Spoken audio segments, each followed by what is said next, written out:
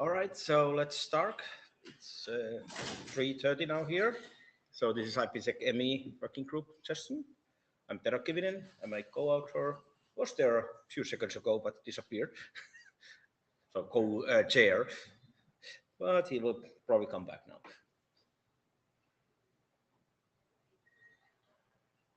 Or not. All right, this is the note well, and I assume you have seen it, read it, and understand it, and there is some more text in the links that are visible there. So I would like to, Peter was said that he's going to be one note taker, but I would actually like the people to help him and, add some more. There's a notepad that you can go in there and just add their stuff, and it would be useful to other people also to help him. All right. So here's an agenda. And as you can see, we have 2 minutes and 3 minute sessions or slots. So we have quite a lot of items on the agenda. So we are going to be going through this quickly. So does anybody have anything to say about the agenda? Anything changes or bashing or something? Not. Let's go forward. So I have already had one version of this document saying that we have one document in out 48, and then like 2-3 hours ago there was an announcement that the RFC 9593 was approved. So now we haven't through RFCs published since last meeting, and that means that we still have GI version 2, and the diet ESP, and that's diet ESP that's the only thing that are left in our charter. So we are actually going to be probably not need to be rechartering at some point. All right, so we have a GI version 2. I'm halfway through it with my Shrepard write up a review, and I only have a couple of hundred lines of comments. There is 3 documents that are still in process. 4 documents that are still in process, and I think that we have a couple of more actually that Paul have added, which are not mentioned here, and then we have a couple of things that are coming up. So I think we can then start going to the actual presentation. So Paul, you are the first with the 4 different drafts. So just say the next slide when you want to have a next slide. Next slide. So this I came up with a while ago because there were customers that really wanted to know why a certain machine went down on them, so that they didn't have to keep retrying if, like, they knew that there was going to be a server that's missing for a while. So it's a very simple payload, delete reason. Last time I presented this, I asked specifically, do people want just an enum or instead of free form text? People, of course, said they wanted both, so now both are there. I did ask confirmation as well if they wanted a timer where someone could estimate, like, the downtime is going to be 60 seconds or 3600 seconds. So people like that too, so that's still there. So this is the format. I am halfway implementing this for LibreSwan. Soon we can do, I wouldn't say interrupt testing because you just sent this, and if you don't know it, then you just ignore it, but like you can see that you receive it. So any feedback on the list would be great. Next slide. Actually, I have a comment for that. Oh, okay, sure. So the delete reason text, which language it is, which character set, and all of these other things that are annoying about this. Yeah, so I specifically left any kind of reference on what kind of text this is out of scope. People tend to use US ASCII. People tend to insist these days on UTF-8 or other things. I think that's all, like, whatever you want to put in there. Like, I don't think we should limit that field in any way. Then the next one is the SATS payload. So a reminder, this is to make sure that we can, all the parameters during Wiki that stay the same, we don't want to send them again to save a number of bytes on the wire. We did some minor fixes.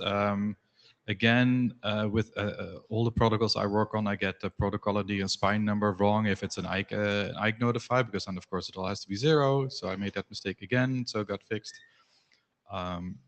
We renamed the SPI to new SPI to just make sure that people don't mix it up with the SPI from the actual IKE notify itself. Just some minor cleanups, and we also want to do some interrupt testing before we're going to ask for any kind of working group last call on this. So we're about to implement this. I'm hoping somebody else will implement this too, so we can do some testing. So next slide. Valerie is in the queue. Oh, Valerie.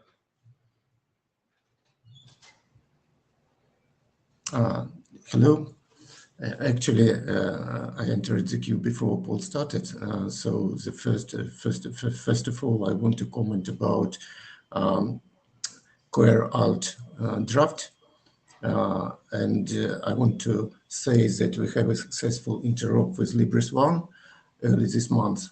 And so we have 2 independent implementation, and I think that the draft is ready for last call.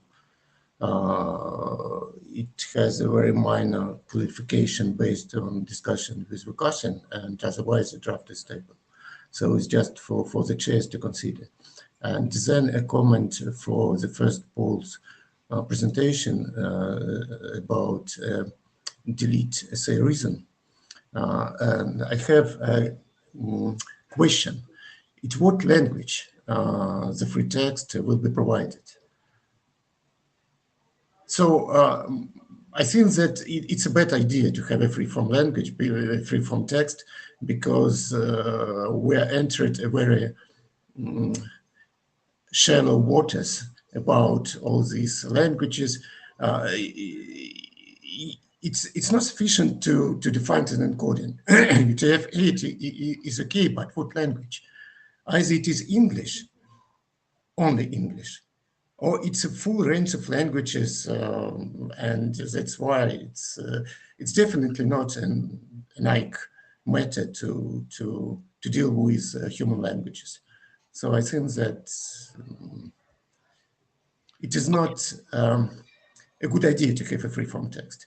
And I have also a concern whether these notifications really needed.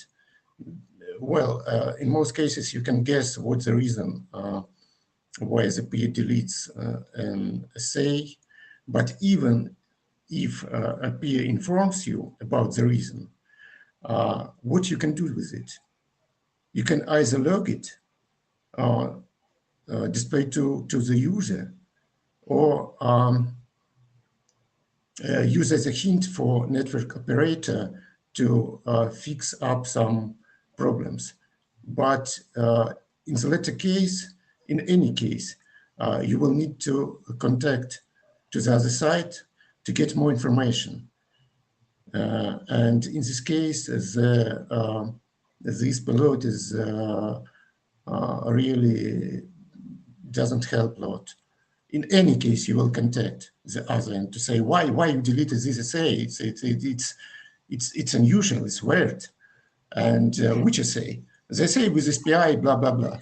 So it's okay. So the other side will look into the logs and describe what's the reason in much more details. So there unfortunately are many cases where people connect to a really large provider, and that provider doesn't provide that, like you cannot reach them on the phone to call for any reason. Like you just know that they're gone. Like if you're setting up a tunnel to, I don't know, like a GCP or AWS, and you set up a VPN tunnel, you kind of can't really call up someone and say like, hey, why is my tunnel down? So there are legitimate cases where customers of ours are like, we would really like if the software would have given us some kind of reason. And of course, you're not guaranteed that the admin will give the right reason, but like if they shut down a machine, maybe you can get like, you know, the machine is being shut down, that you might know that it will come back soon, or it could say like, you know, out for upgrading, come back in an hour, or like you know that you can stay away, or you can you know you can have a downtime for 1 hour and you can do your own local things that you need to do. Like this really came from our customer base that said like I understand, we would like like this. Like I agree that most of the reasons will probably not add much value. But are you sure this will help them? This is my question. This will really help them. I know that customer wanted to know what's happening, but in most cases, it's I suspect it's this notification won't help them. Sure, you're welcome to not implement it. It's completely optional. Let's take this discussion. Okay. There's 2 more people in the queue, so. I was just wondering about the UTF-8 ASCII. I mean, could you just say it's one of those 2? Sorry, could you just say, You said you're not specifying the encoding for the text. right? I mean, I'm usually on board for keeping things pretty like underspecified if it's possible, but for If people want to say here ASCII only or preferred or English only, I'm fine with that. Like whatever. well, the people language I decide. don't care about. I mean, people can that's like for people to parse, right, with their own brains. But like the machine probably needs to know it's not UTF 16 or something, right? Let's Weird. take this to list. Yep. Okay, so we'll talk about that online. Yeah. Hello, Alan Jarrett from Microsoft.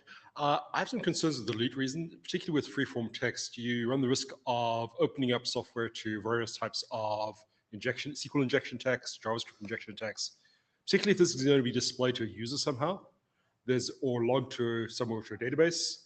Sure, I cannot help you for log4j errors. No, but my point simply is that introducing freeform text without reason, we either need to provide guidance on how to sanitize it, or perhaps not do that. No, I think it's implementation's responsibility to do that. Like there is an enum, so you can only decide if you don't trust anything, you can just not log any of the reason and just stick to the enum. Like the other one is just an optional clarification. Okay. Right. Were there any questions on the SATS payloads draft? Okay, so then next slide. So this, I talked about last time about child PFS info. This is basically the, we don't really know the properties whether the first IPSEC assay that came in with the IKE assay has any kind of PFS enabled or not, because you didn't negotiate that first and you can only find out at the rekey.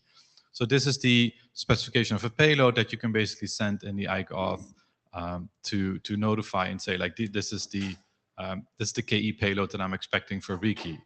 So I think the most important question here is it currently kind of only supports a list of valid KE methods for the initial exchange, but we of course now have all these intermediate exchanges and all the upcoming multiple KE exchanges, and it can get quite complicated to convey that in a message. So the question that I have for the group is, should we just only do this for the simple case, or should we go back to the drawing board and also try to handle all these much more complicated issues?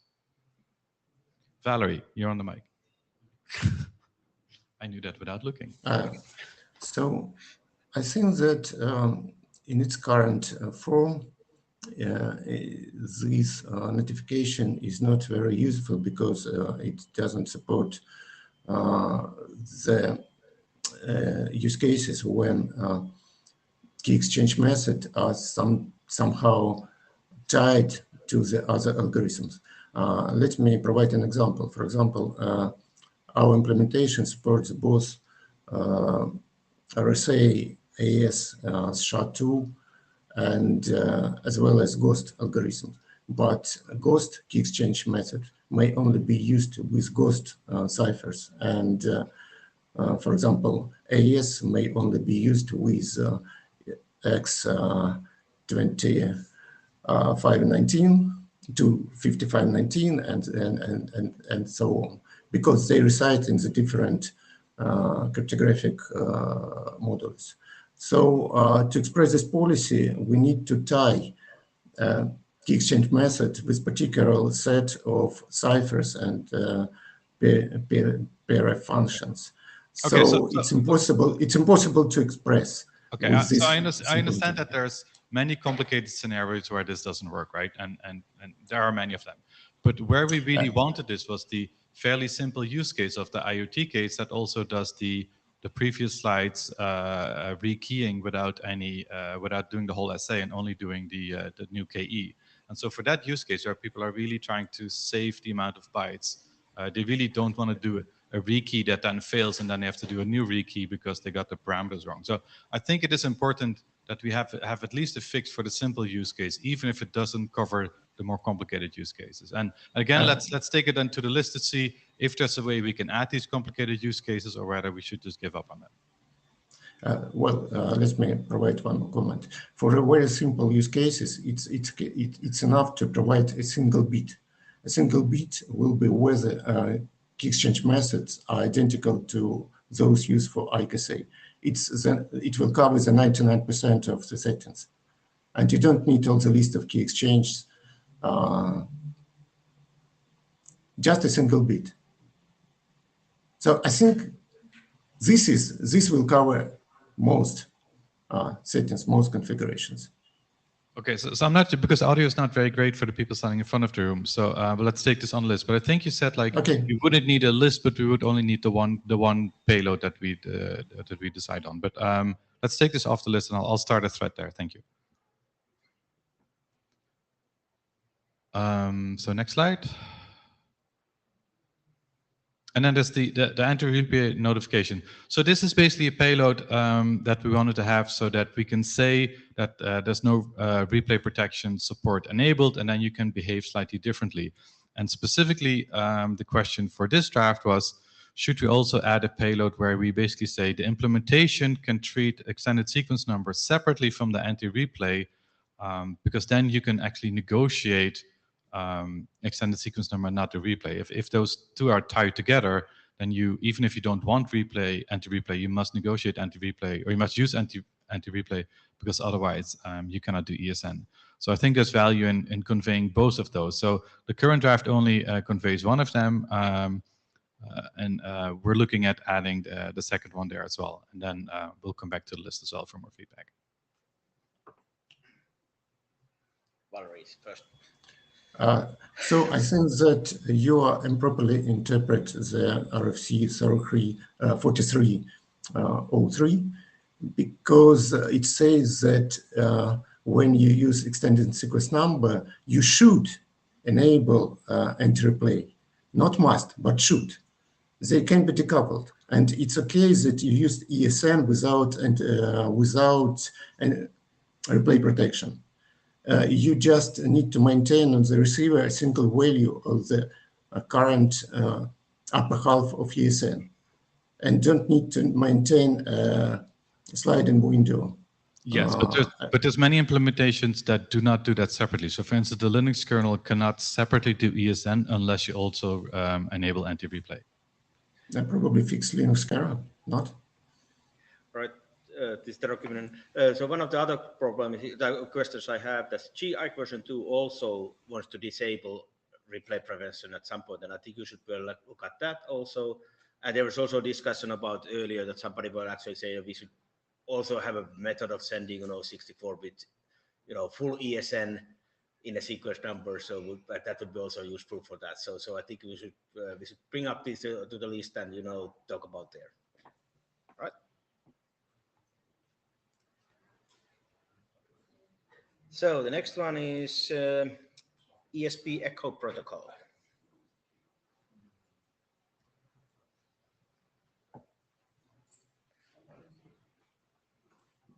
Hello, it's me again with more or less the same slide as last time. Next slide, please. So yeah, just a recap. Problem statement. Unfortunately, if UDP and CAP is not used, ASP packets, especially in IPv6 world, do not share fate with IKE, right? So IKE might be successful, and then when you try to send actual data, ASP packets are dropped. We've seen it for various reasons, including firewall bugs or firewall policy and so on, right? And it looks like it's quite hard to detect in applications and hard to recover, and normally results in general unhappiness and the negative user experience. Next slide, please. So what's proposed? What we're proposing is to introduce so-called ESP echo request, which would use the reserved SPI 7 and next header 59, which means like no next header. And the peer would just respond with echo reply packet with SPI 8 and next header 59, and we'll copy data from echo request up to the MTU, which would also allow to detect some MTU issues. Next slide, please. So yeah, so we presented it last time. Before presentation, I think we had quite useful discussion on the list. During the session, we got some feedback and we addressed it, I believe. In particular, the main change to the document is a dedicated section clarifying the use cases, right? So first of all, the primary use case is to detect if actually the network could carry ASP packets end to end. Well, obviously it does not guarantee that real ASP packets will go through because those pings are using reserved packets, but the same way we do in a normal network troubleshooting, right? When I ping a destination, it does not mean my quick or HTTP packets could go through, but it does help to detect some obvious network brokenness. Yeah, so basically it's for mechanism for endpoints to do some initial discovery. It's troubleshooting mechanism for network administrator.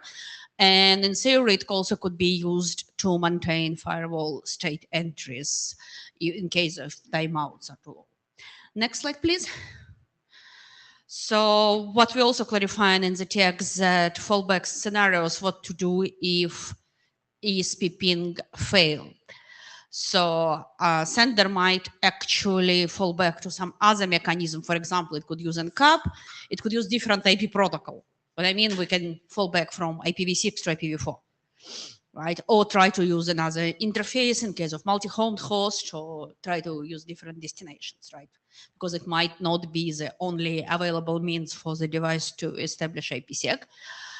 And we clearly saying that if there is no other means, the client should still use, device should still use ASP, because maybe in the network you're doing something strange with ISP packets with reserved SPIs, but actual data might go through. So it's still trying to send ASP is better than doing nothing. But if you can do something else, please try. Next slide, please. Yeah, so as I said, we have had discussions. And we kind of discussed adoption last time, but it was unclear. So I would really love to hear feedback from the room. Is it like, might be useful? Is it useless? Is it harmful? What do you think? And if people think it might be useful, we would like to see it adopted and move forward, because I think it's quite a simple and straightforward thing. So hopefully we can get it done quickly. Valerie, go ahead. First of all, thank you for providing use cases, and I fully understand the use case when this tool is can be used for manually used for operator to check the ESP connectivity. But what about the use case when it is used before the IPsec state establishment? It leaves a lot of questions. Basically, reading the draft, the algorithm looks like you first try ESP ping. If it works, it's okay. If it doesn't work, it's okay too. We'll try to establish ESP in any case. So in this case, it is questionable what's the usefulness. And a lot of question is left about whether ESP ping is intended to be used periodically or only at the beginning before the IPsec is established. And I also think that probably an encrypted ESP ping defined in the other document can be useful to check whether ESP can be handled by internet provider after the IKSA is established. So you can establish IKSA on UDP port 4500 to get UDP encapsulated ESP, and then immediately try ESP encrypted ESP ping without UDP encapsulated to check whether it works. If it works, then you just use it. It is allowed by IQ2 Core RFC to mix UDP encapsulation with basic ESP. And if it doesn't work, you continue to use UDP encapsulations. That we won't waste time for ESP establishment. Okay, I'm trying to remember all your comments. Let me answer the first one. It's not like if it fails, we still doing it anyway, right? If it's the only way you can talk to the remote side, right? You have only one interface, you can have only one protocol here, then you're still doing it anyway. But if you have multiple ways to establish IPSEC, failure of ESP ping might indicate that you should actually try to do something else, right? The most common case, it's actually falling back to v4. It's kind of happy eyeballs, right? So your v6 does not work, let's try v4, right? It might be not as good, but at least we have an indication that it works, right? So what was the next comment? The next comment was that it is unclear whether this extension should be used, whether the ESP ping should be used only once before the IPSEC is established, or periodically after the ESPSA is established. I do not think What about specifies that currently. So it's definitely intention to use it before establishing. But one of the use cases saying you can use it to keep state in the firewalls, because in some cases the firewall might not have enough timeouts to keep the state. I'm not sure we need to have any normative language for this, right? I don't know what benefit it would bring, but if you have any suggestions. I don't. I'm just asking. Because as an implementer, I want to understand how to implement it. Well, and I think that mobile case is not described in the draft. So the use case when the peers change the IP addresses and use mobile to indicate the peers and the network connectivity is changed. Perhaps it's the case when this ESP ping should be used. But I don't know. It just lacks in the draft, and it should be filled in all these use cases. So first of all, I think we try to specify the mechanism, how to use that mechanism, right? It can be left up to implementation unless implementation can do something harmful. If you think we need to more normative language on how to use this, yeah, we can discuss this. But I read your comments as there is an interest in this work, right? Because we're already talking about implementation mechanism and how to use this. So that's actually my question is not how, the question is should we, right now. Okay, let's bring it to the list. Hi, Christian Hops. Yeah, so just to reinforce that, I don't think any of these use cases, I certainly hope they're not normative, right? I mean, this is just guidelines. Because can you imagine if we actually specified how you're supposed to use ping? I mean, it's not, this is not, it's like, maybe we should say, these are things you might do with this as use cases, but we should not be it should not be normative. It's just a mechanism. Use it how you want. And I think it's useful. Thank you.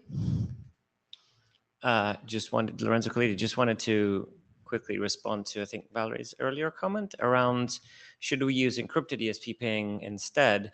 I think if you're trying to get a quick determination of whether that destination is reachable using ESP, this is sort of better. You can do it as a pre-flight check. And if it doesn't work, you can simply fall back to IPv4.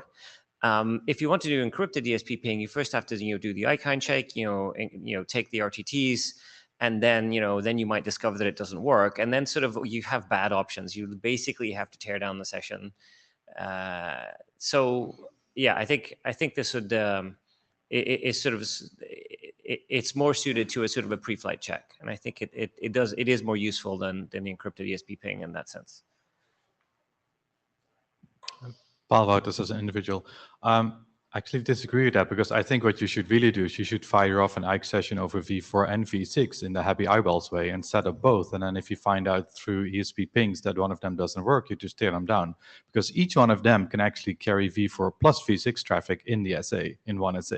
So you can do these in parallel and then see, and while you've negotiated them, you can tear one down after you do an ESP ping and see that it doesn't work.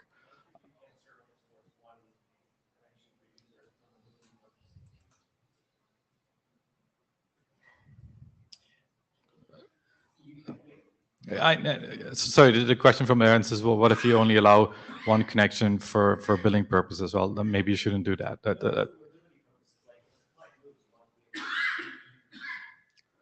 Okay, so that was my second part, and that was in answer to actually Valerie and his MobIKE support question.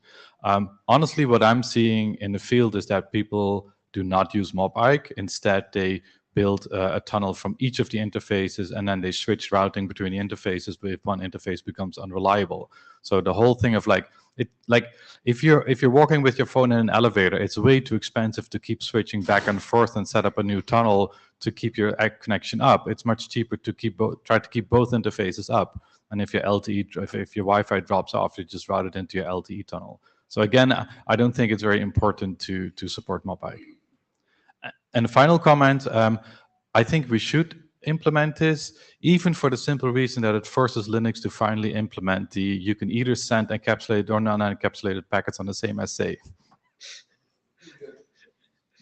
Okay, so I guess like I would really love to hear some more comments on the list, right? So I guess time-wise, yeah, I'm done. Out of time. Yes, perfect. Thank you very much. So the next one is encrypted ESP ping. So we will see what the differences are. Yeah, so I'm Anthony. I'm proposing an encrypted ESP ping, and this is complementing to the previous one. I'm not against the previous one. This, I think, is just a different use case. So next slide, please. I think everyone knows this slide, like IC and ESP has different fate on the data plane. Next slide. And I think most of this is to diagnose after the IC is established. And you have an SPI and you have encryption, you should only send an encrypted payloads.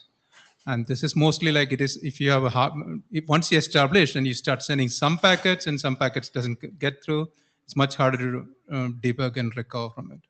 Next slide. Oh, the last one was, why not use the existing tools is one of the big questions we get, like why not just use the ping, and which will cover the next slide.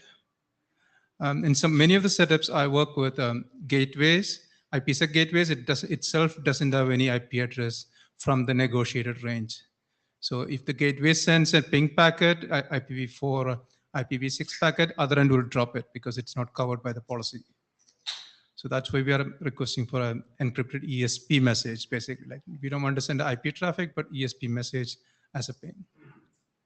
If anyone has questions about this, I can cover it, but otherwise I put up a diagram to explain.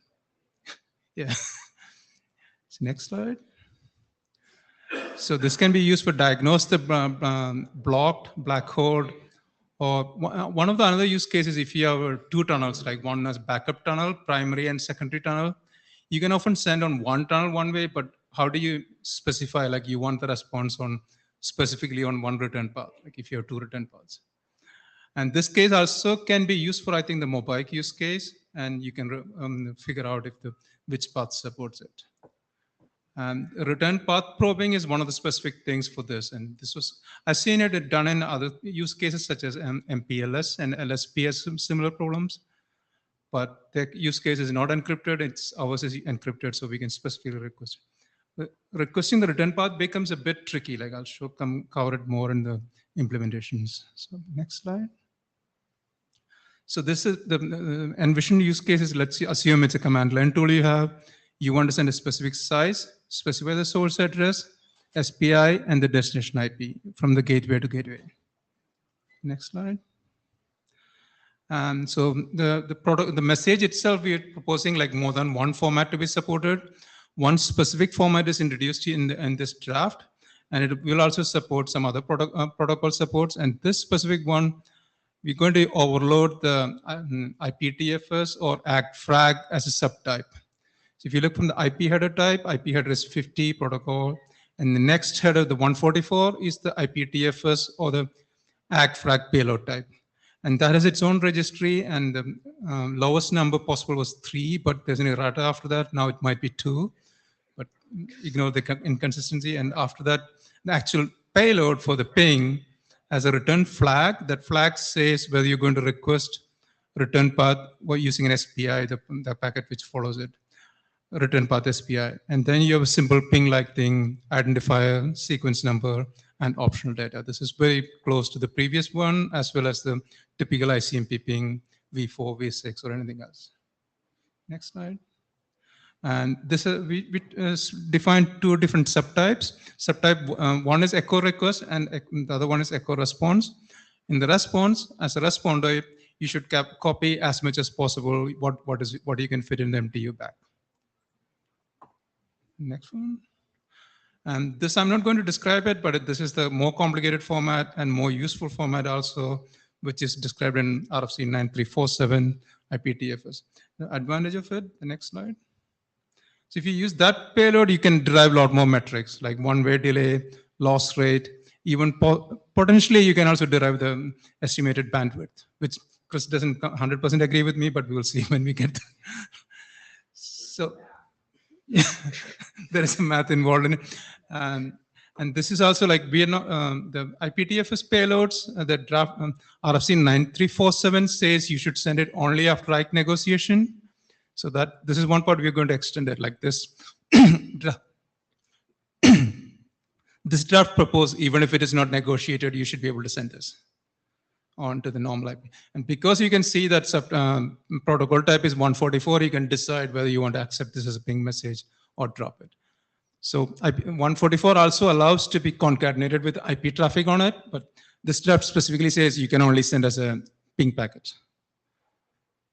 And you cannot mix it. But if it's IPTFS negotiated tunnel, properly full IPTFS functional tunnel, in that case, the response may come back along with the existing data payload, which should also be accepted. So it's some of these things we will get along when we implement it, and then implementation experience will come back. Michael Richards from the queue. Yeah, go for it.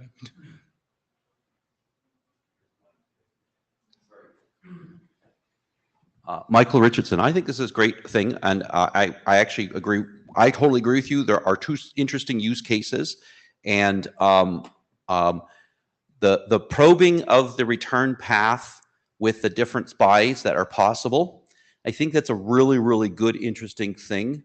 And the thing I would add to your list is the ability to set the TTL.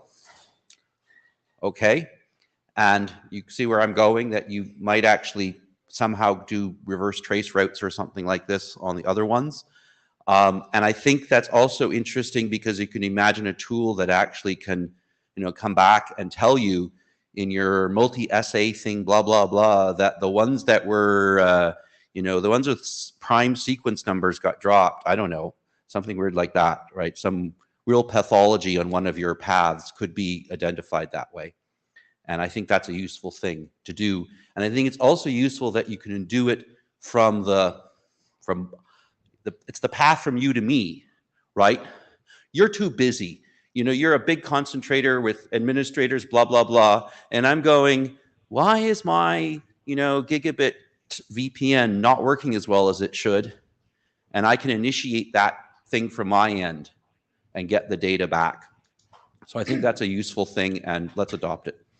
Yeah, so the first part, the operational experience of it, the one slide coming back. The second part, the reverse path, in a simple thing, it becomes a DDoS. Like you send a 150 byte packet, and the return response you're expecting is more than that, which I think is a very hard thing to propose inside the IETF. Anything which amplifies the traffic has to be done very carefully. Like if at all not do it. So the first parts I agree. Then the next one is, we were still when we wrote the draft, we were still ambivalent. Do we want to announce it in the IC negotiation so that the peer knows it or not? And today I'm like deciding, okay, next version we're going to say like peer should announce it. Lorenzo has something to say now? No, keep going. Okay. Yeah, next slide. So the question Michael asked is a return path association. It's a bit tricky. I don't know if it's only Linux specific, but the Linux really implement essays as two unidirectional essays. So when the XFRM stack gets a response and you request an SPI, itself there's no way of correlating this is a response essay for.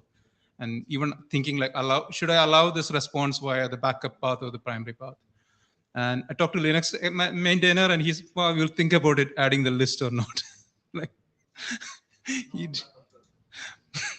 but we have to figure out some way of like correlating the which essays is allowed as a return path for it. But that's implementation problem as we go along. Once we implement it, we'll come back with it. Yeah. So the Ike daemon knows it. There's one extreme use case, like if you get a return path on one essay, and that's the Ike daemon should know it. So you can send a netlink socket or some administrative socket should I respond to this SPI with this data? And then Ike daemon can say, yes, you can, or you may, which seems to be very overly complicated, but I just put out what I came up with. So I think in the basic form, this can be adopted, and then we can work and come back. Lorenzo. Yeah, just Lorenzo Colletti, just I'm wondering, like, could you use this packet format to like before Ike negotiation and basically do what the other draft is doing, right? I don't see any reasons not to. I was a bit I was wondering, like, if the IPTFS guys don't say it, I think you can. I didn't want to be the one proposing it. You said. I see. So it's because like technically TFS should only be used after Ike negotiation. I don't think we can define it this way. Like the TFS is very flexible. Like, and we just say like this is unencrypted, and I think there is potential to be combined this. I mean, we won't be breaking any existing implementations because they'll just reject it. And we could use we need some spies to use, but we could just use 7 and 8, right? Spies, you will need spies 7 and 8 still, but if you use the same format, then we can just add a switch saying like this is encrypted, this is unencrypted. Yeah. Okay, let's talk. But just say that TFS is going to need TFS? TFS will have to pair essays. I reread it many times, but well, you're the implementer, right? How are you paired it in the Linux kernel? Like the patch is going on, so would you like to answer that? Yeah. It's only thing you're about neat. Just quick. So in order to do congestion control, we have to know what the return essay is. So we're going to have to figure out some way to associate the sending and receiving essays for IPTFS congestion control. Only for congestion control. Non-congestion control, you don't need to pair it up. That's correct. So you haven't implemented that part. So I still don't know even in congestion control how you would pair it up. Okay, so there is hope. This draft can be adopted and we can work out the details. Go back.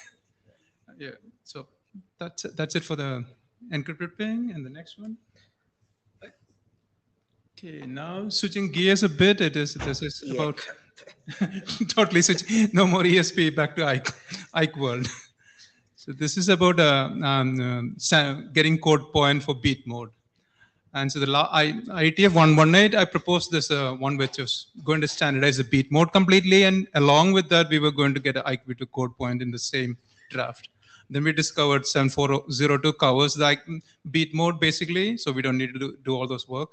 So I split up the draft now to focus on the IKV2 negotiation for an existing ESP protocol, ESP beat mode for last 10 years. So that one.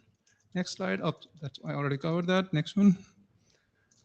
So just a refresher, the beat mode is an end-to-end ESP mode, and it is widely used for last 10 years. And it saves few bytes, and it also helps in mobility use case with the drones, or it also helps if you want to use from different IP addresses when used without Ike negotiation. And that's a well-known use case in the HIP RFCs. And the minimal IPSEC implementation 9333 also supports it. But yeah, Ike negotiation was never discussed there also. So that's why we're coming back to, in a very late stage to get Ike negotiation. Next slide. Software support has been there for 15 or whatever the long number of years. Linux supports it. There are a few fixes coming along, but otherwise it still works. So widely used use case. Next one. So I think this is a very simple draft which can be adopted and work along. Then the last, when I presented the I118, there was a comment to say like, should we get a BIS document or a new draft just to specify the ESP beat mode? And I talked to Bob this time, and he could be pushed to do that. And I guess he's on the line to speak about it on the queue.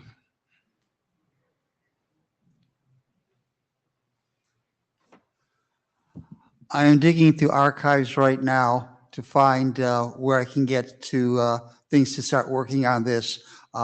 If there were any XMLs for 5202 BIS, I have to, the authors, whether they're Petri or Jan are available to look in their archives. If not, I'll have to use the ID2 XML tool to generate the XML so I can get working on it.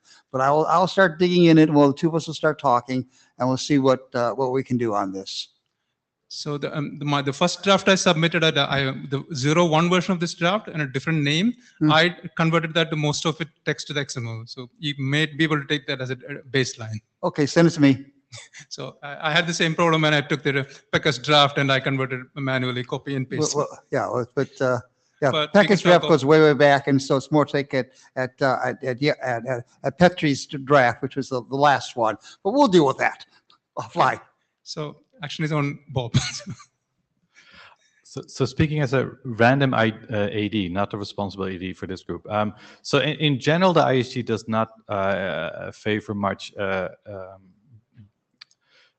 RFCs that do a change document that literally say like this RFC changes this paragraph and that RFC with this new text. But I think in this case, since you're just doing an appendix, it's actually a really good use case for saying like, we're just going to say old text is that paragraph, new text is this paragraph, and just do an update of that document like that. It's a minimum amount of text required, and you don't have to worry about opening up the entire original document for other things, like if you really just only want to change the appendix. Yeah, so that's a specific case. I don't know if the BIS allows that. Can you just take one appendix? Because that 7402 is a huge document, and we don't. Speaking as an AD, yes, you can. Good, thank you, thank you. That's so. To again come back and split it up. Like the IPSECME can be adopted, I think. Like if there's nothing else holding on to it, and the other one I just put it together, saying like this is how it started, and from now onwards, the fate are two different things. Like we go to two separate tracks. So for adoption part of the IPSECME beat mode. Yeah. So with no hats, I realized that you can update just parts, but not sure that you should. I don't really like the idea of having something that is really akin to tunnel mode and transport mode and being specified in Appendix B of some RFC that is really not from this group. So you could potentially take the 8 pages of text from RFC 7402, or alternatively the 32 pages of text from the Pekka Nikander draft. That's, I think, the first version of it was from 2003, and it went on until 2008, the last version. And either publish it in its own RFC or publish it with this one paragraph section saying, oh, and this is how you negotiate it with Ike, with this little notification. I think it's a better idea than just referencing 7402 and saying, oh, we're changing these two paragraphs. Bob Moskowitz again. Just remember, and agreeing with you just said is that historically there's a significant difference in the SPI content between HIP usage versus Ike usage, and basically the presence of the interface address as part of the SPI and not. So this makes a bit of difference in how beat mode works between the two. Potentially, we'd have to really look into that, but I think that's really a nit that can be dealt with. We'll just have to look at that, going back to what was done back, as you said, 20 years ago. Yeah. As Bob said, there are a couple of very minute details which will come up in the new beat mode draft. Say like these things are only supported in IPSECME negotiated mode, and these things you can use it in the HIP use case. I think that's it. So, Christian on the line. Okay, I didn't have an opinion until what you just said. If it sounds like you're changing more than just adding an appendix. If you're also, you said there's little things here and there. That's starting to sound like a BIS to me. And just from my experience in my other field of routing, we've definitely been very vigilant and said, this is a BIS that's changing exactly this. We're not opening this up to re-implementing or fixing other problems, or and as long as we made that really clear from the beginning, we didn't have any real issues with, you know, keeping people meddling. Yeah, I guess that's true. Okay, I think I'm out of time. Thank you. All right. So next we move to Stefan, multiple sequence counters. Yeah, okay. Or the ESP problem statement was the other name. Yeah, it's more a problem statement. Yeah, just a quick update about our problem statement draft, and that's actually why I'm here. So we think the draft is complete and we need some guidance how to continue with that. So next slide.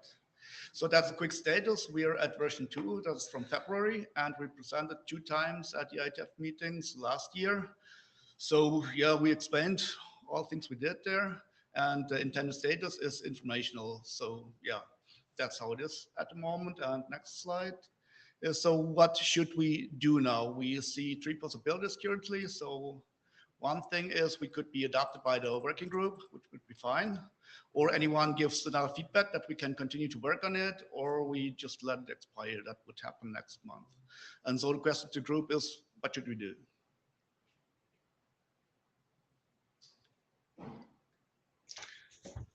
So if the draft is complete, as you say, why do you need the working group? I mean, you can publish it, you can have it AD sponsored. It doesn't even necessarily have to be the same AD that is the AD for this working group. There's, I hear there's one AD who knows quite a lot about IPSEC, and there's, oh, it's just here. Yeah. So working groups are here, exist to do work, and if you don't need the work, so let me channel Deb for you. We can't really adopt AD sponsor work for which there's a real working group. So if there's a working group, it should really happen in the working group and not like circumvent the working group with that. So in that case, neither of us would sponsor this work. And while I'm at the microphone anyway, I think this is mostly information for design onto the next thing. And so whether this is a draft or an RFC, I think in the end doesn't really matter. I have no objection to either path. Yeah, the only thing is, how would you reference this, right? I mean, the draft is always referenced as work in progress. And if you reference the draft as 10 years old, that's not really work in progress anymore, right? Well, hopefully in 10 years you have written the other thing and completed it, right? Yeah, hopefully. Yeah, so either way, I can let it expire. I don't mind. Just want to know what to do. All right, the document chair. I think we can probably, you know, check it out in the working group and continue to work. Perhaps think about it. If it's ready, we could also do a working group last call and just publish it in the working group. It's information, also I can't say it's outside the charter of the IPSECME working group. And if the last call fails, if people don't, you know, agree on that, then we have a, you know, either working on it or abandoning it. Okay, fine with that. All right. Okay. So that's for that. Then I think next presentation is Rapid ESP. Yeah. Okay. So the next presentation is about our new Rapid ESP version 2 proposal. So next slide. So first, why a new security protocol? So the thing is, ESP is rather unflexible because it has no version number, and so all the new features must be somehow negotiated, what means that this is not transparent to the outer network. So we had already a lot of proposals to extend ESP, so do here, do that, but all that suffered from those limitations. So yeah, so we think we need to kind of something new. Another thing is, these days, hardware offloads are quite important. And yeah, Google has already the PSP protocol, which does this. It's pretty similar to ESP, but it's a little bit more flexible. But unfortunately, it's not a standard. So that's why we think we need something new here. Okay, next slide. So some words about the original wrapped ESP. Next. Yeah, it was defined in an RFC. I think it was back in 2010, and it was essentially a 4-byte wrapper around the ESP header and was seen as an AH replacement. I think the key feature here is the encryption flag. That means if that flag is set, the packet is authenticated and encrypted. If it's not set, it's authenticated but not encrypted.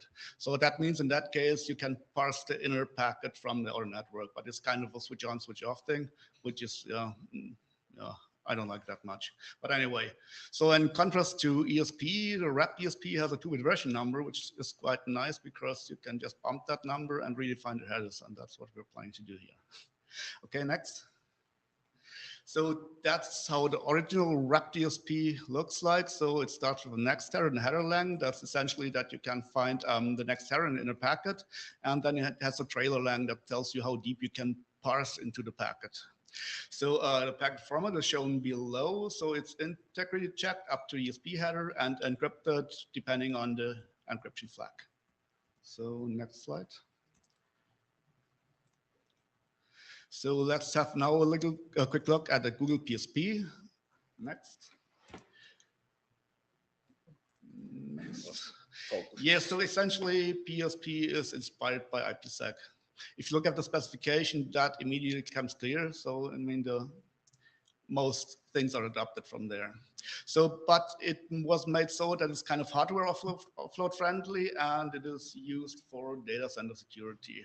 Oh, these are the old slides. No, this is the old Oh, one. yeah, that's for Pro. Yeah, then, then go next slide. Yep. I shouldn't show that. Anyway, yeah, the PSP header is it is the same as the rest. It starts with an next header and a header length, and it has a crypto offset defined. It has a version number and 2 rather known fields. This is the SPI and the IV. And it has additionally a virtual network identifier defined. Next slide. So the interesting fields here are the crypto offset. With that crypto offset, you can expose something from the inner packet to the outer network. Then it has a version number that essentially encodes the crypto parameters like algorithm type and key length. And that's for stateless decryption on the RX side for PSP. And besides the VNI, which is essentially a flow identifier. And to notice here, so PSP has no sequence number, so replay protection is out of scope for PSP. Okay, next. So let's come to the wrapped ESP as we define it here. So essentially, wrapped ESP is not widely used, but it has already a protocol number, and it has this version number, what we can just bump and define the headers to our needs. And it turned out that it can be done like PSP, and even more important, it can carry integrity protected flow informations. And additionally to that, it can preserve the original use case of WES partially at least. Next slide. Okay, that's how the header is looking like. Again, we have next header and header length. The crypto offset is adapted from PSP, and then we have variable options in between before the ESP header is following. And to mention here is the packet format. Unlike the original WESP packet format, the integrity check is up to the WESP header, so you cannot rip out the WESP header without knowing the IPsec keys, but that was intentionally here. So an encryption depends on the crypto offset, as said already. Okay, next slide. Yeah, some more about the header is essentially it looks a bit like IPv6 extension headers. So we have next header and header length field like most extension headers have. So we are compliant to IPv6 in case we need that. Next slide.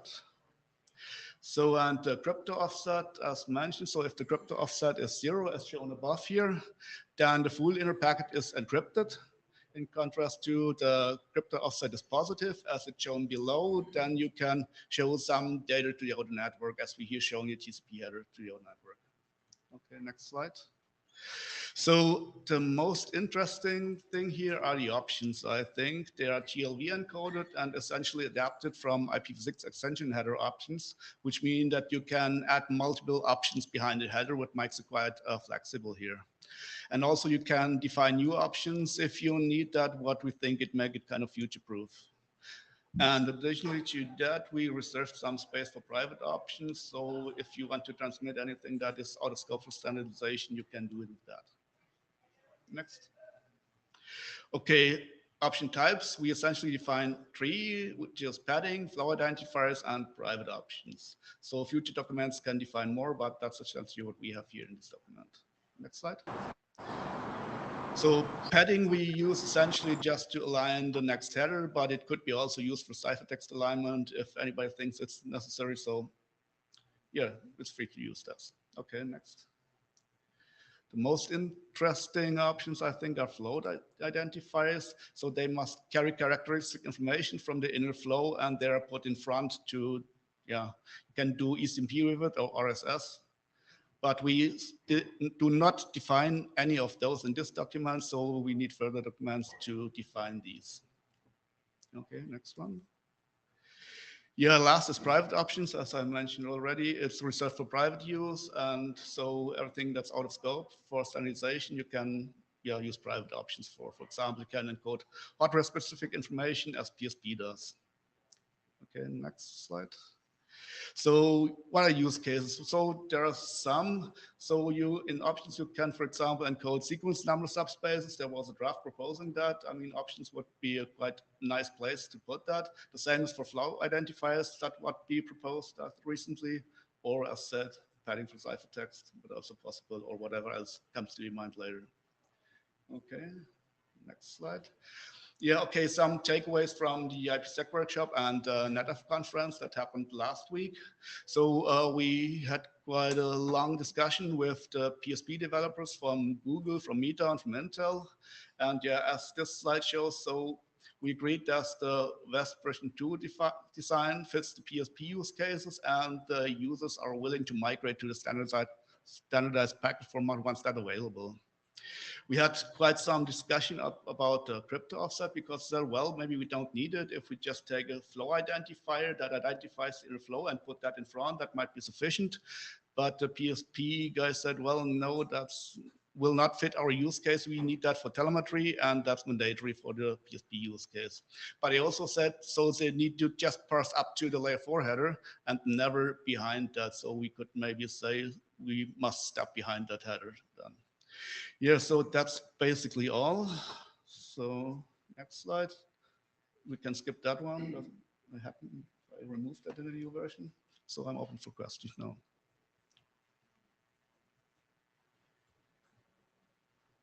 So we talked about this at the NetDev, but we wanted to bring it up here.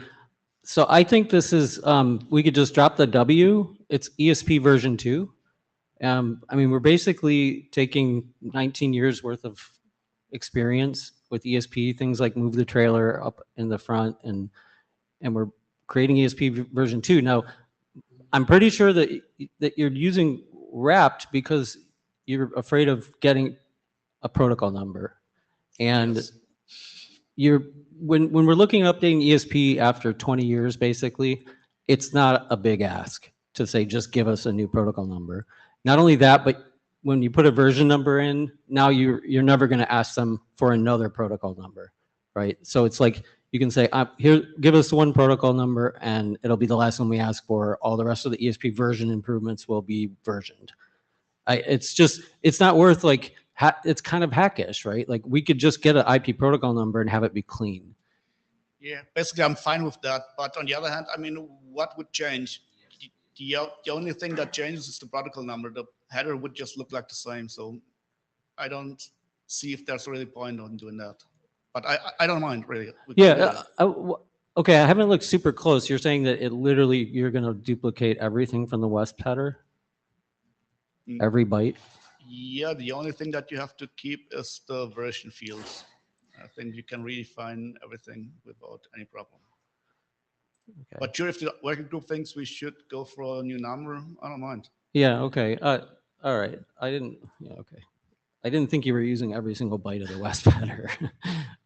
Yeah, so then the only question is whether, everyone sort of makes the assertion that nobody's using WESP, right? But it's maybe safe to make that assumption, but that's why we have protocol numbers, right? Because just in case somebody else is using it, we're not blasting a new. Yeah, he could still use the old version. I mean, that's because of the version number in the WESP header. Yeah, okay. Yeah, but I don't mind. All right. If the working group thinks we should go for a number, then no problem. Yeah, I think we could float that in front of the transport guys, but, you know, just to see, are you going to object to ESP version 2 getting an IP protocol number after 20 years?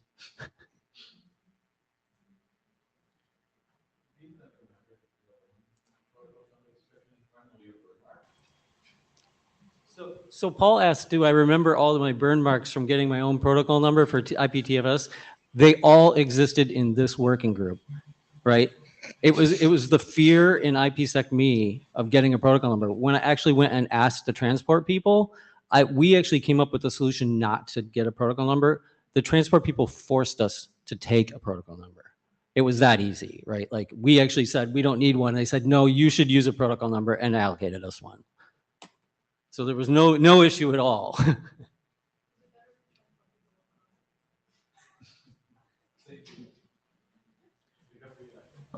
Stephen, just a small question about draft. Yeah. Anyway, Okay. any further comments?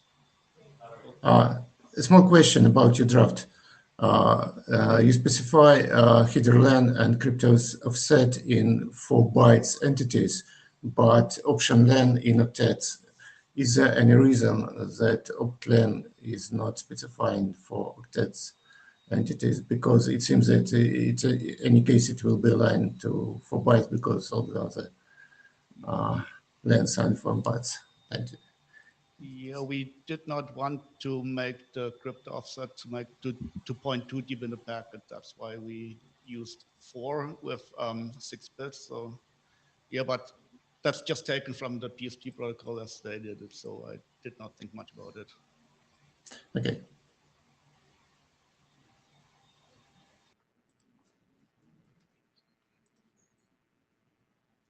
Okay, I think there was one more reason they want it to be in the machine word length as a 4 bytes minimum. So either was either to choice IPv4 4 bytes or IPv6 8 bytes. Yeah.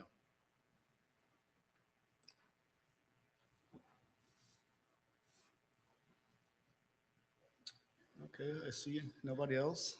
All right, so I think we'll continue that on the list, I guess. Okay, so thank you. So next one is Diet ESP.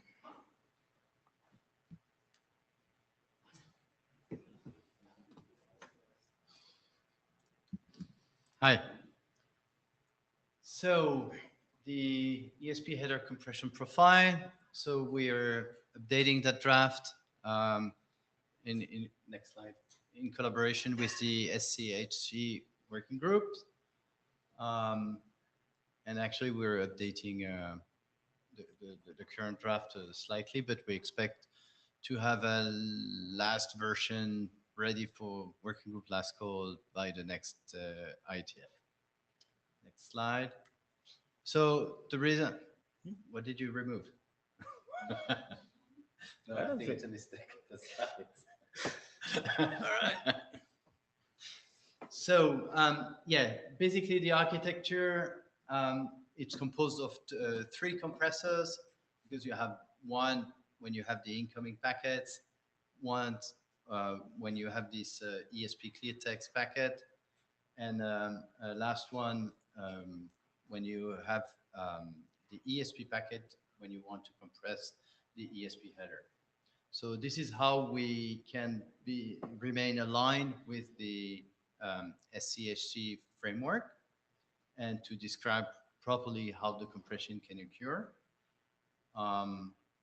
So yeah, so and we are now aligned with the new published SCHG architecture. Next slide. So we do have some basic questions regarding on how we can achieve compression, or if we should not do this, or get some feedbacks.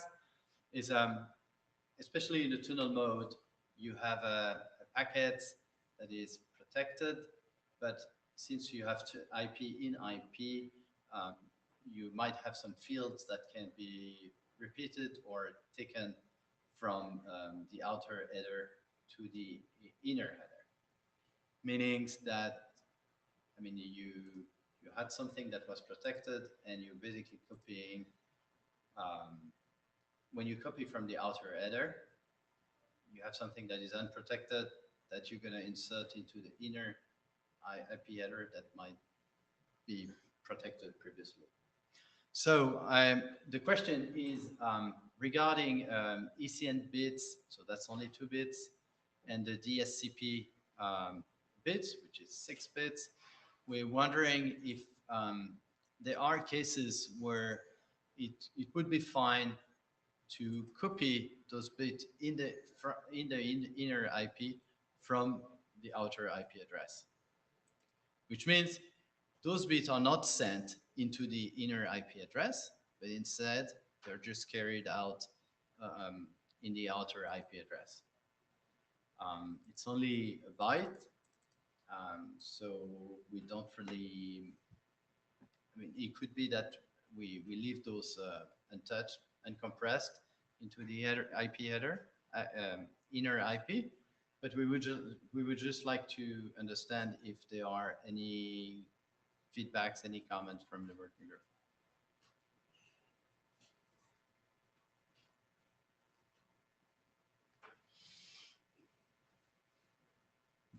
Paul Wouters, speak as individual.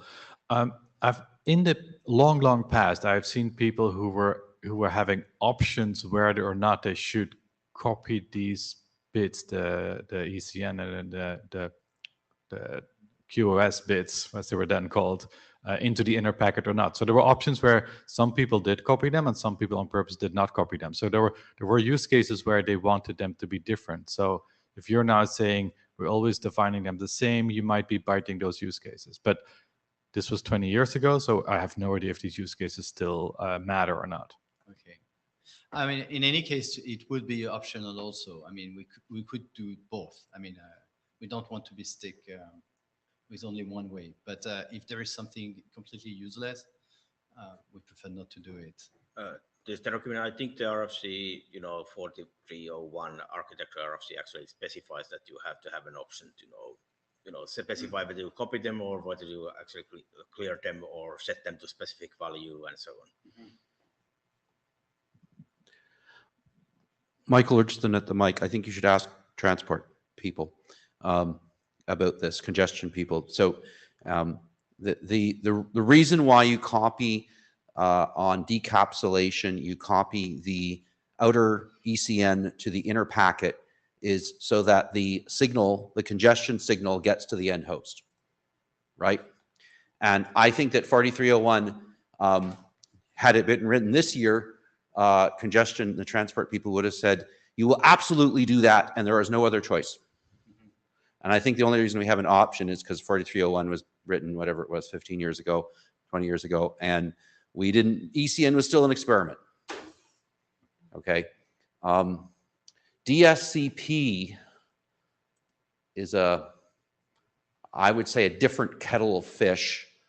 And I think that there are many different reasons to do different things for that, including the fact that you're doing really, least line emulation in your VPN, and it has to have a quality of service but it has to carry traffic of many different qualities of service. And so the argument for not copying them is relatively strong. Oh, let's hang out here for a second, Michael. So my understanding, the reason you don't want to copy it is because it's not secured, right? So like an attacker, a bad guy, can basically set the ECN saying you have congestion, right? And then it affects your actual red traffic, right? Like so you've got to basically, if you're going site to site, right? You've got some red traffic on each side, and you've got a TCP flow, and somebody on the black link can come in and set the ECN and totally screw your TCP flow. That was my understanding. Yes, Michael again. Yes, you're right. That's a possibility. And they could, of course, also just drop your packets to signal the congestion. They could drop the packets Instead of to signal you that there was congestion, but there wasn't really any congestion.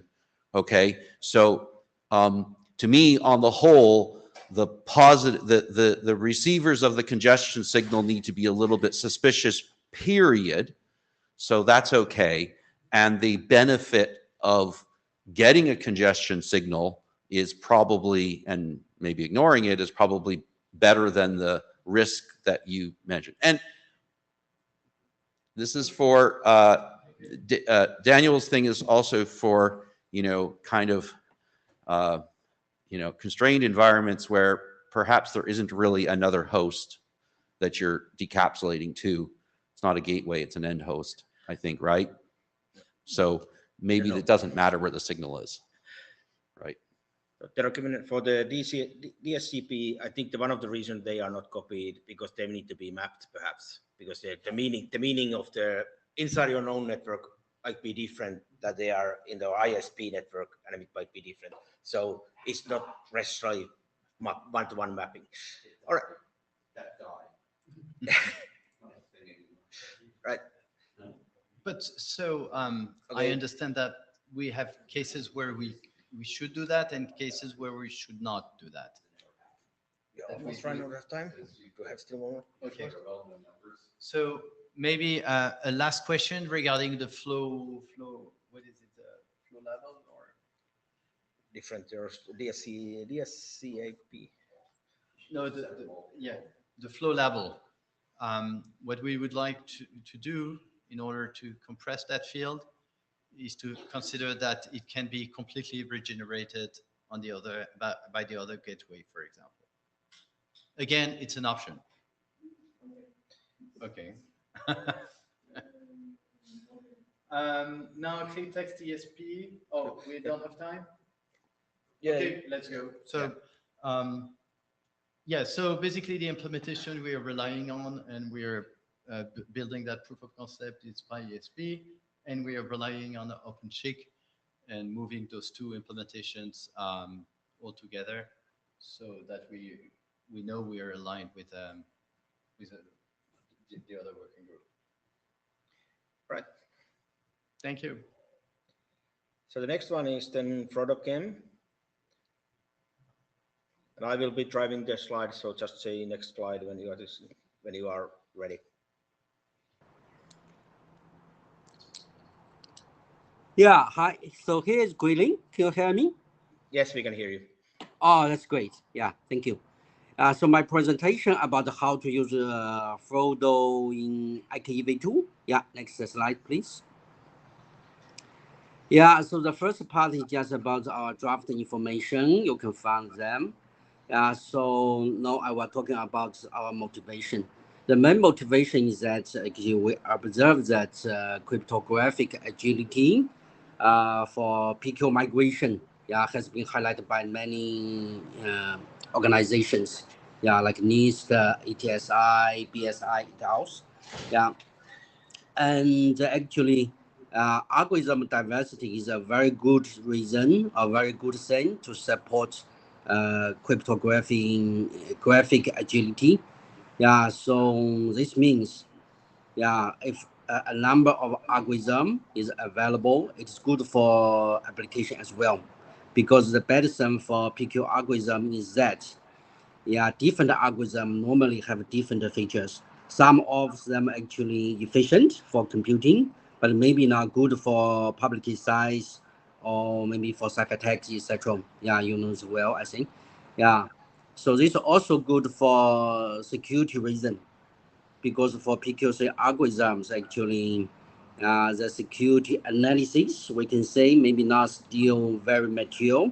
No, you actually probably already know some examples, like the broken of a rainbow, and also like the psych.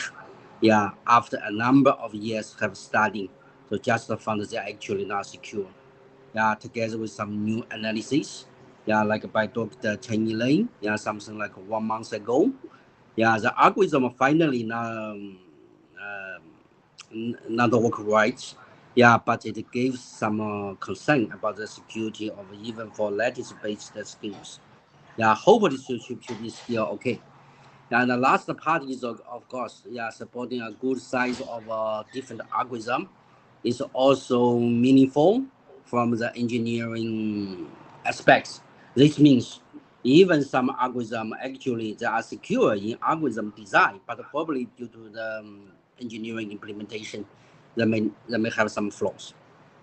So if we have a number of algorithms can support, and such algorithm can be actually implemented, can be ready, have a backup, for important protocols like IPv2 or TLS, it should be good.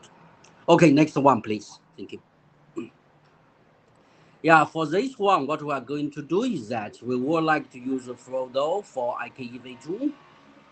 So the good thing is that RFC 9370 already specify a framework that supports, we can use up to 7 layers of additional KEMs in IPv2. This kind of additional KEM mainly means PQC KEMs. Also there is a draft, by panel, and Garrido describes how to use the framework. With the Kyber MLKM KM. So now we would like to add one more algorithm, which is Kyber, which is Fredo, sorry. So you may also know that Fredo KM is one of the 3 KMs in the progress of ISO. So next one, please. Okay, so the main challenge for using Fredo is that the public key size and also the ciphertext for Fredo is quite large compared with Kyber. It is something like the 10 times of the Kybers. So in this table, we give the concrete number about the public key and the ciphertext of Fredo compared with Kyber. So from here, you can see the size of ciphertext and public key of Fredo is about 10 times of Kyber. But the good thing is that IPv2 already supports some new message format called the intermediate exchange. It can support a large message, but the message size still should be less than something like the 65 key.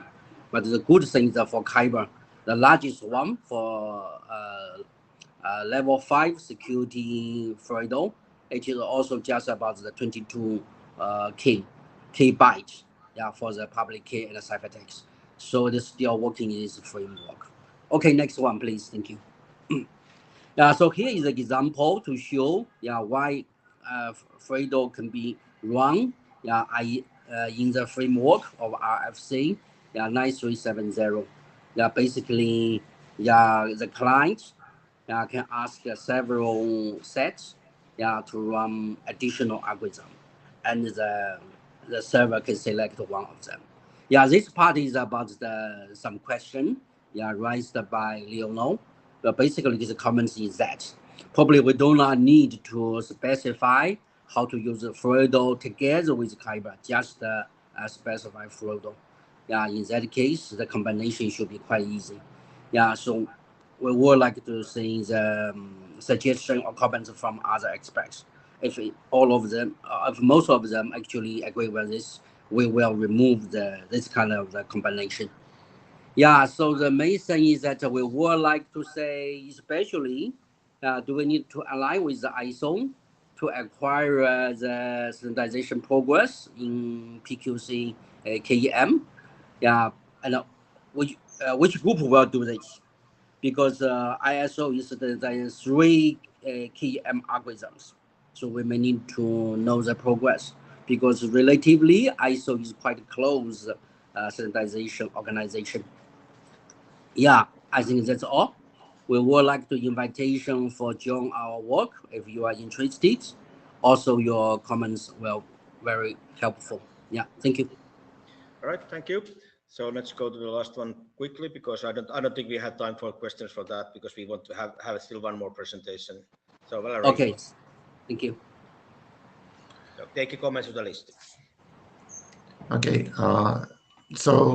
Signature authentication in the IQ2 using post-quantum.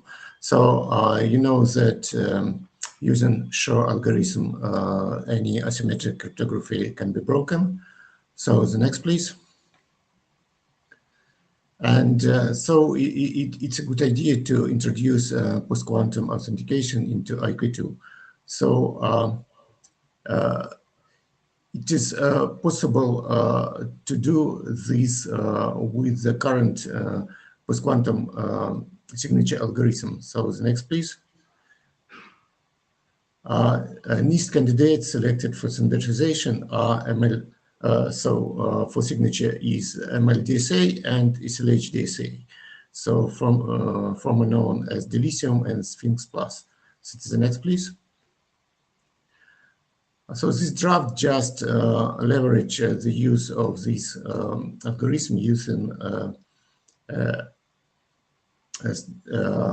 RFC 7427. So it's a generic signature authentication method and defines three levels of security for MLDSA and for SLHDSA. For MLDSA, this is equivalent to 54, 65, and 87 parameters. So the NIST level 2, 3, and 5. And since MLDSA can be used for both deterministic and randomized sign-in mode, this draft specifies that deterministic mode should be used because IP2 includes a random nonce into every session. So in any case, the input will be randomized and depend on the session. Next, please. And for SLHDSA, 3 levels of different strengths are also defined in the draft. And in addition, it is also specified with both SHA-2 and SHAKE, and both with fast and small versions. So there are more algorithms, more authentication transforms than with MLDSA. So, and again, SLHDSA can be used in both deterministic and randomized, and the draft specifies that deterministic mode should be used. So the next, please. And signal support can be used either where search request payload or where IQ2 are also announced, that is now in RFC 95 and 93. And the next, please. So any comments and suggestions are welcome. And perhaps the draft can be adopted if there is enough interest in the working group. Thank you. Okay, we have about 2 minutes.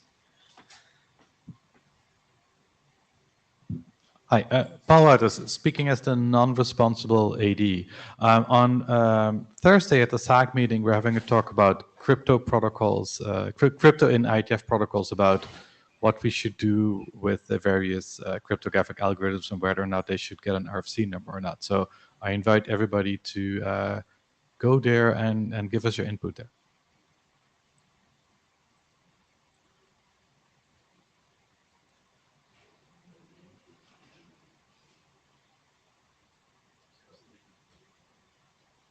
All right, so no other comments?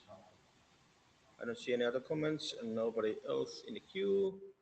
So I think we managed to get through. We had to read the rush there in the protocol because I was promised to 10 minutes for this last presentation, so but they didn't need that.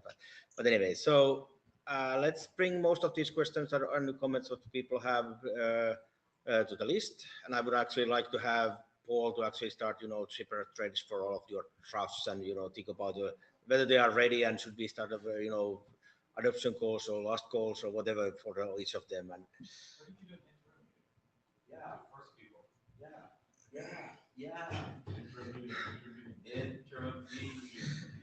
yeah, the problem is that I don't have time. You don't have to come. There's 2 chairs. 2 chairs. Oh yeah, I got to organize said physical intermeeting in Helsinki, right? Virtual No, no, you didn't say it was virtual. All right. Yeah. But I think the mailing list is still better. Yeah, I will ask for 2 hours next time. We had a first 1 hour and we didn't fill it first, and then we started 1.5 hours and we didn't fill, and now we are overflowing 1.5 hours already. So 2 hours next time. All right, if that's all, I think then we are finished here, and we will continue. We will meet Latvia. Where is next one? Dublin, I think. Our mailing list, sorry. And the interim in Helsinki time is just fine.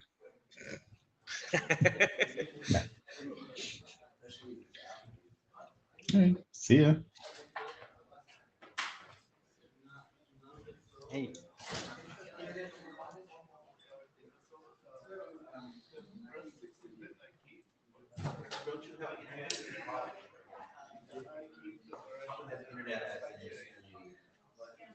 Yeah.